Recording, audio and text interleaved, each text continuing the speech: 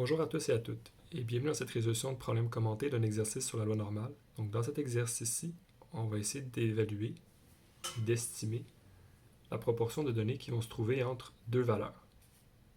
Donc dans chacun des exercices, je vais vous donner deux valeurs qui représentent des écarts-types ou des codes Z.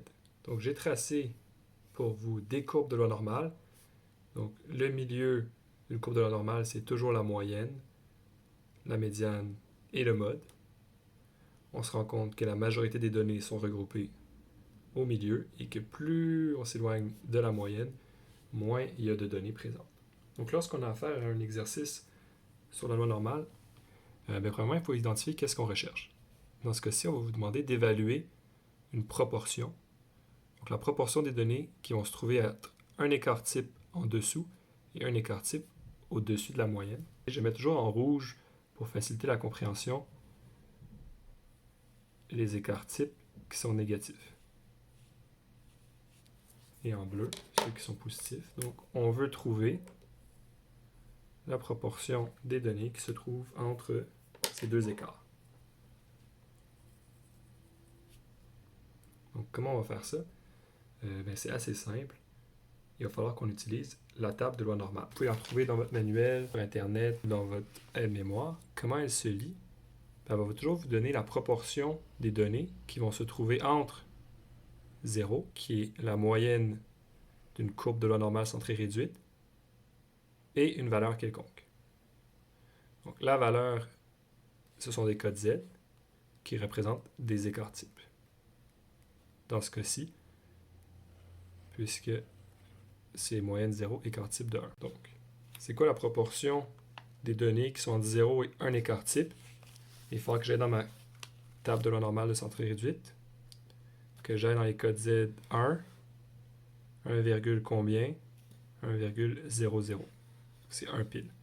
Donc, je vois que j'ai 0,3413. Donc, je vais garder en bleu. Donc, ma proportion des données qui vont se trouver entre 0 et une code Z de 1 est égal. Combien de données ici? Je viens de vérifier. Est égal à 0,3413. Donc, je viens d'identifier première partie. Et là, il manque encore cette deuxième partie-là. Donc, les valeurs négatives.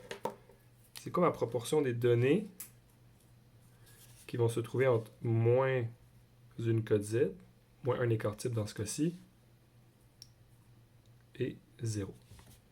Mais là, par symétrie, la table ne donne pas des codes Z négatifs. Je ne pourrais pas trouver moins 1 sur cette table-là. Ça va vraiment de 0 à 3,99. Cependant, par symétrie, je sais que la distance entre 0 et 1, c'est la même qu'entre 0 et moins 1. Donc, de moins 1 à 0, ça va me donner le même résultat, 0,3413. Donc là, je dois les additionner pour faire mes deux barres à 68,26.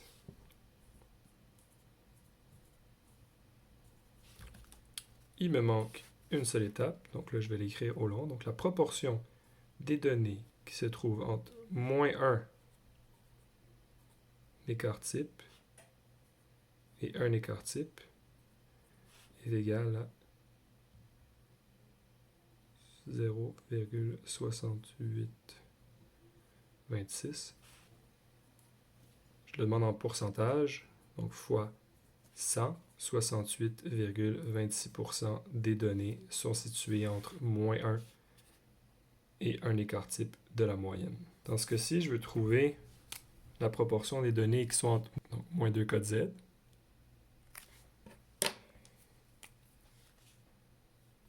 et quoi? Et 0. Donc, je veux trouver la proportion des données qui sont ici. Encore une fois, ma table de loi normale centrée réduite ne me donnera pas des codes Z négatifs. Cependant, par symétrie, si je trouve la distance entre 0 et 2 écarts types, ça va être la même qu'entre 0 et moins 2.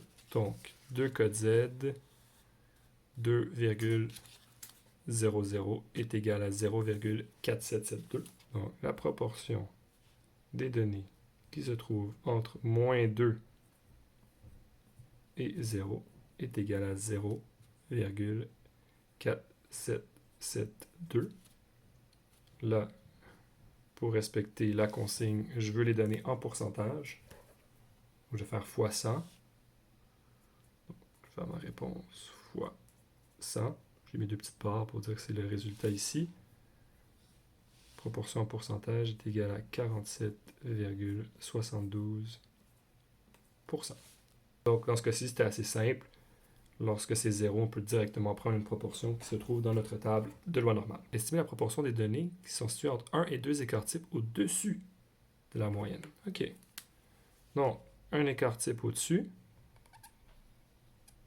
2 écarts types au-dessus.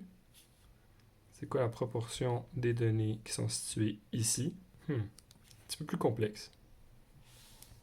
Dans ce cas-ci, il faut comprendre que je pars toujours de mon 0. Je pars toujours d'ici. Donc, pour trouver cette proportion-là, en premier que je trouve la proportion des données qui se trouvent entre 0 et 2, et ensuite que je soustrais la proportion des données qui se trouvent entre 0 et 1. Donc cette fois-ci, ça va être en deux étapes, parce qu'il va falloir que je fasse une soustraction. Donc, la proportion des données qui se trouvent entre 0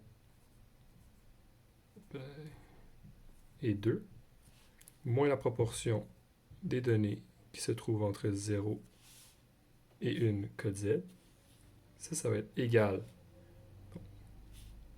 Entre 0 et 2, je l'ai calculé avant, mais vous pouvez toujours revenir avec votre table de la normale. 0,4772, moins la proportion entre 0 et 1. On l'a déjà calculé, mais on va les vérifier. 0,3413, 1,00.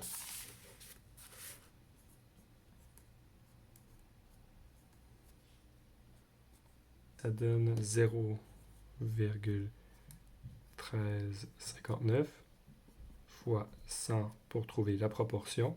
Proportion des données qui se trouvent entre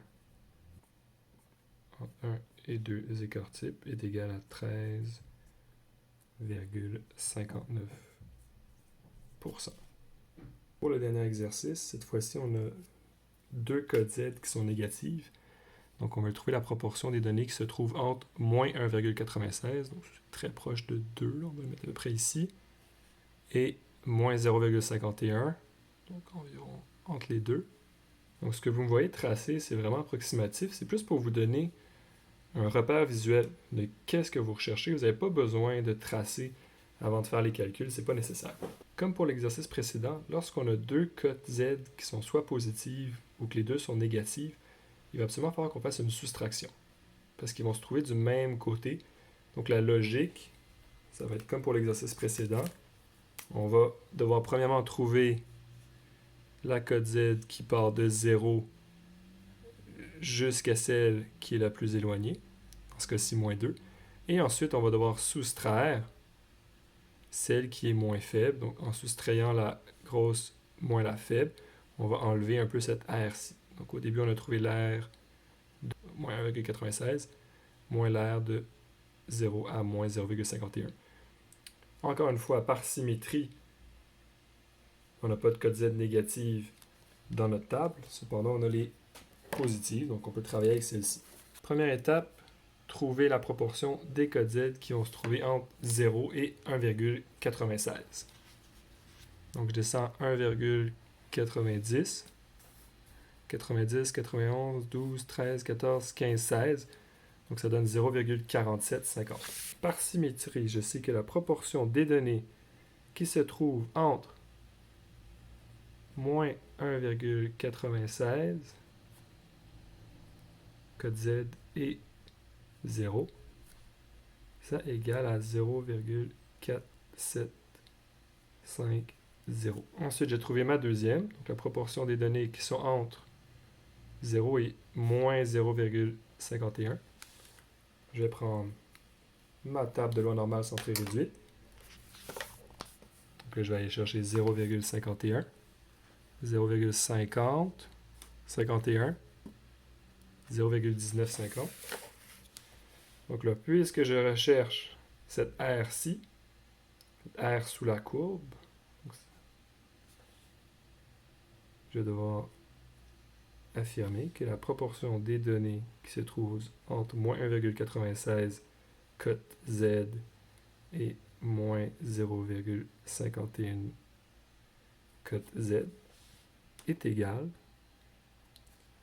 à 0,4750 moins 0,1950.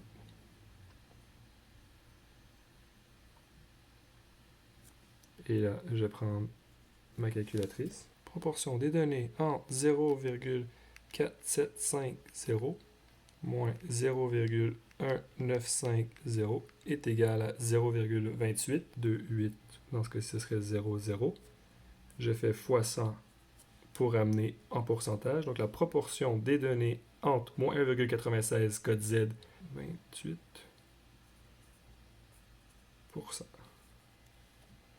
Donc, c'est tout pour cet exercice-là. Donc, je vous souhaite une bonne fin de journée à tous et à toutes et on se revoit dans une prochaine vidéo.